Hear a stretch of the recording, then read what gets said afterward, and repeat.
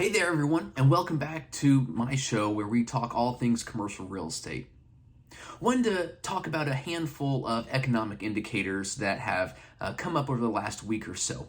The first, I think everyone probably saw where inflation rate came down from 4.9% in April to 4% in May. Obviously, that's good. We're coming down, and that is a year-over-year indicator from May of last year. So things are headed in the right direction. We still have a good amount of distance to go to get back down to that normal acceptable range. The next indicator is the Federal Reserve.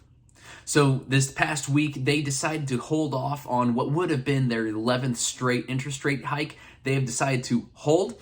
We'll see if there's more later this year in future meetings, but for right now, they have held and not increased that rate. The last economic indicator that I want to talk about is CRE debt and the bank's share of that debt.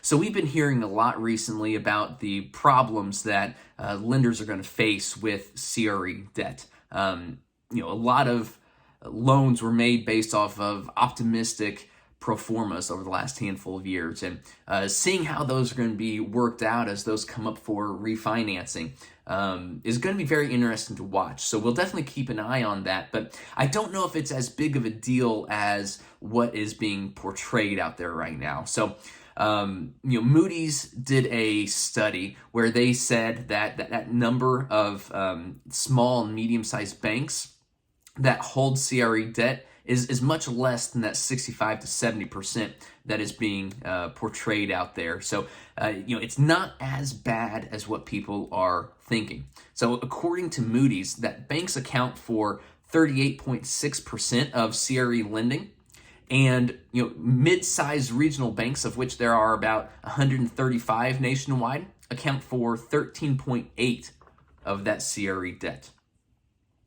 Also, the nation's top 25 largest banks hold 12.1% of CRE debt, and about 129 community banks nationwide hold about 9.6% of CRE debt. So what you see here is that the majority of the CRE debt that we're hearing about is really in CMBS loans and other types of loans, not necessarily in your community banks and your regional banks.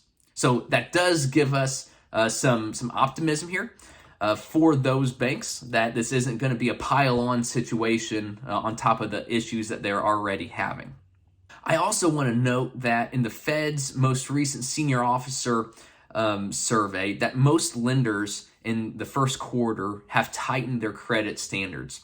So we're seeing a shift in who's lending right now. We're seeing some different companies come into the arena here, where you have insurance companies and mortgage REITs and private lenders. We're also seeing seller financing to fill that gap. So deals are still being done. Commercial real estate is still moving and transacting, and it's really good to see. It's going to be very interesting to watch over the next handful of months to see where things go. So hope you found this interesting. Hope you found this helpful, and be sure to put your comments below. Thanks.